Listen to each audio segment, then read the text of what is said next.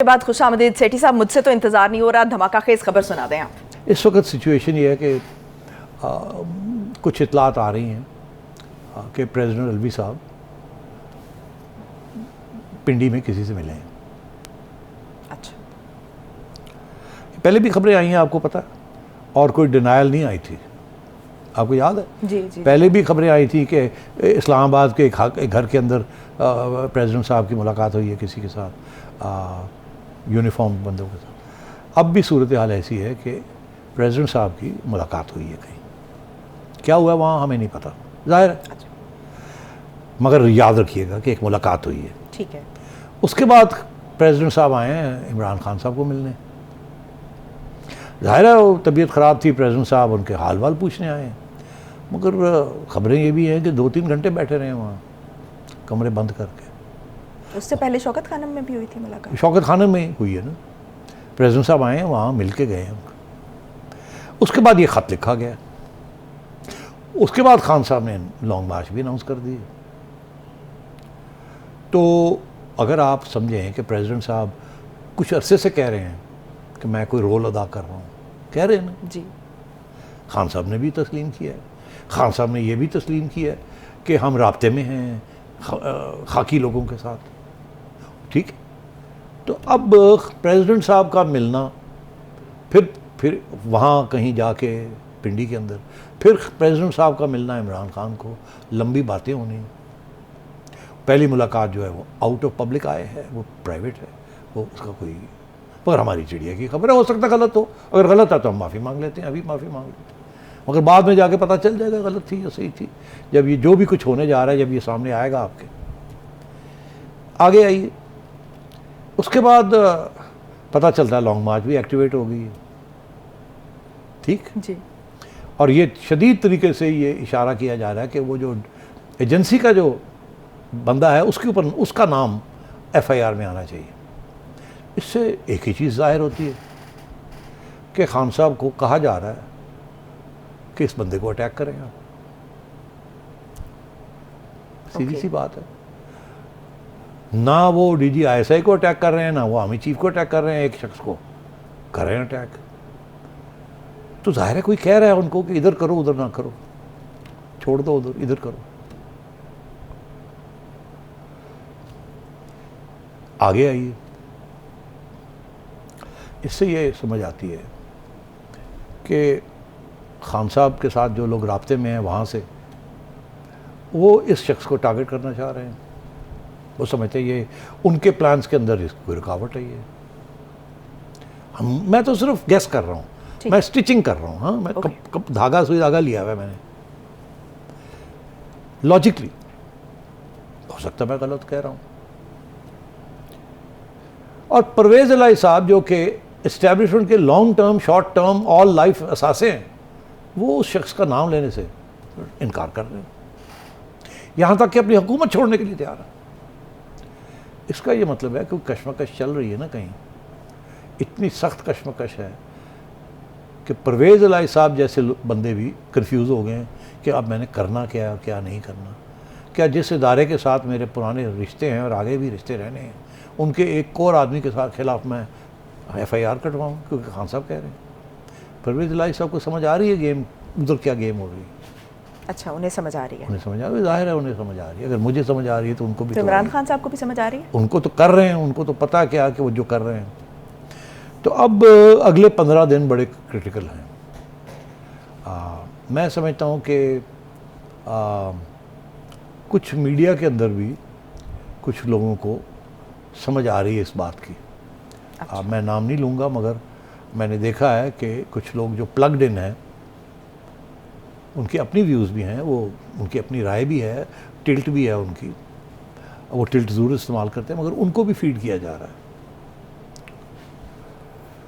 और मैं नाम नहीं लूँगा, मगर अगर आप ट्विटर पे जाएंगे तो आपको समझ आ जाएगी कौन क्या कह रहा है और उनकी क्या लिंक्स हैं एस्टैब्लिशमेंट के साथ, या एस्टैब्लिशमेंट के अंदर जो लोग हैं किस किस के साथ किसकी क्या लिंक्स है। तो इस वक्त सूरत हाल बड़ी ख़तरनाक है, बहुत ख़तरनाक है। इस वक्त लॉन्ग मार्च एक बहुत अहम रोल इसने अदा करना है। मैं कब से कह रहा हूँ कि लॉन्ग मार्च अगर तो नहीं होती तो मसले ख़त्म, अगर लॉन्ग मार्च होगी तो तशद्दुद होगा, तशद्दुद होगा तो इस्टेब्लिशमेंट की तरफ से इंटरवेंशन होगी। मैं ये कब से कह रहा हूँ, मैं फिर रिपीट कर रहा हूँ, और ये डिबेट चल रही है। खान साहब पूरी कोशिश कर रहे हैं कि किसी तरीके के साथ इस्टेब्लिशमेंट के ज़रिए कोई इंटरवेंशन करवाई जाए। और इंटरवेंशन मार्शल लॉ की सूरत में भी हो सकती है और देखिए दूसरी सूरत में भी हो सकती है। ये आपने पहले भी कहा। आपको इस प्रोग्राम में बताया था कि मार्शल लॉ भी एक इंटरवेंशन होती है और तरीके बड़े होते हैं इंटरवेंशन के, मैंने ऑलरेडी एक्सप्लेन कर दिया है।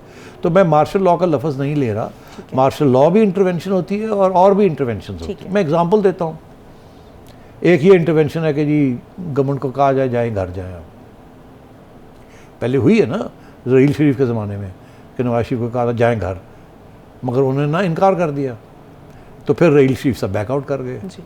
इंटरवेंशन ये हो सकती है, खून खराबा हो रहा है, इमरान रुक नहीं रहा है, हम अपनी फ़ौज को इजाज़त नहीं देंगे रेंजर्स को कि वो इनकी या कुछ करें, तो फिर जाहिर है गवर्नमेंट तो फारग हो जाएगी, खान साहब पहुँच जाएंगे, टूट फूट शुरू हो जाएगी, तो उस वक्त फिर इंटरवेंशन हो जाएगी कि जी दोनों को लड़ाई झगड़े ख़त्म किए जाए, पुलिस की ऐसी तैसी हो जाएगी, खान साहब के लोग, और बीच में कोई आके ठाठू भी कर देगा, जैसे ये हुआ है, ये भी हुआ है ना ठाठू, तो और ठाठू हो जाएगी, तो फिर क्या होगा। तो मैं ये इसलिए कह रहा हूँ कि इस वक्त सिचुएशन बड़ी नाजुक है, अभी भी बहुत से मामले आए हैं। मैं इशारा करूँगा कि अभी तक एक नए आर्मी चीफ़ की अपॉइंटमेंट नहीं हुई, नई अनाउंसमेंट हुई। ये नाजरीन को सोचना चाहिए क्यों नहीं हो रही। क्या कोई दबाव है गवर्नमेंट के ऊपर कि आपने नहीं करनी, या कोई दबाव है कि आपने फ़लाने की करनी है, या गवर्नमेंट के ऊपर दबाव है कि फ़लाने की नहीं करनी, ठीक, और या ये है कि अभी नहीं करनी, जब वक्त आएगा तो हम बताएंगे कब करनी है और किसकी करनी है, और गवर्नमेंट के ख्याल शायद उनसे इत्तेफाक में नहीं है।